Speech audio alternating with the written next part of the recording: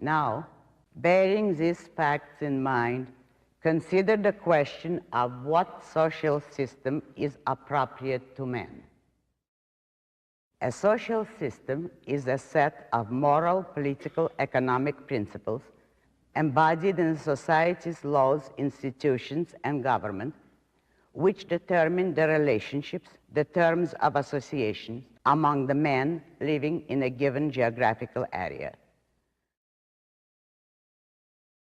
There are only two fundamental questions, or two aspects of the same question, that determine the nature of any social system. Does a social system recognize individual rights?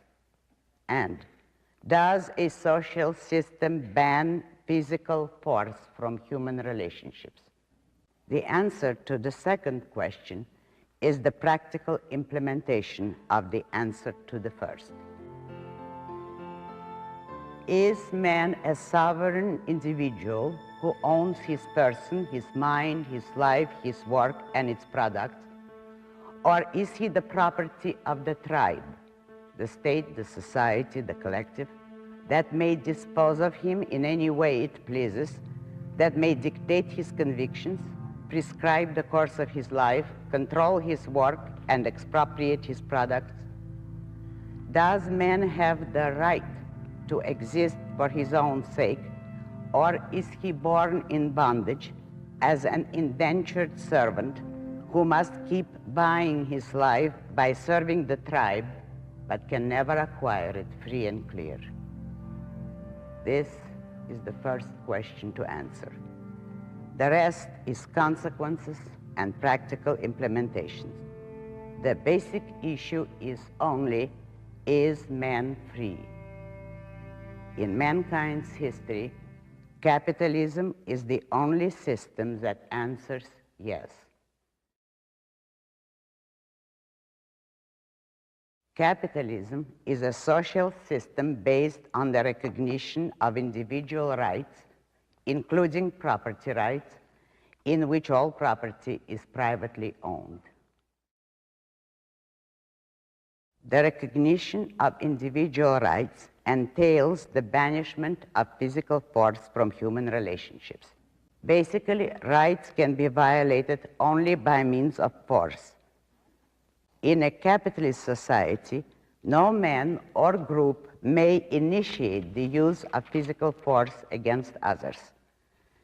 The only function of the government in such a society is the task of protecting man's rights, that is, the task of protecting him from physical force.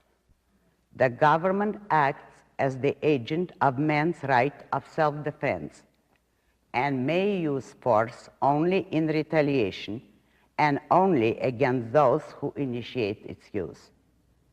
Thus, the government is the means of placing the retaliatory use of force under objective control. It is the basic metaphysical fact of man's nature, the connection between his survival and his use of reason, that capitalism recognizes and protects. In a capitalist society, all human relationships are voluntary. Men are free to cooperate or not, to deal with one another or not, as their own individual judgments, convictions, and interests dictate. They can deal with one another only in terms of and by means of reason, that is, by means of discussion, persuasion, and contractual agreement, by voluntary choice to mutual benefit. The right to agree with others is not a problem in any society. It is the right to disagree that is crucial. It is the institution of private property that protects and implements the right to disagree, and thus keeps the road open to man's most valuable attribute, the creative mind. This is the cardinal difference between capitalism and any form of collectivism.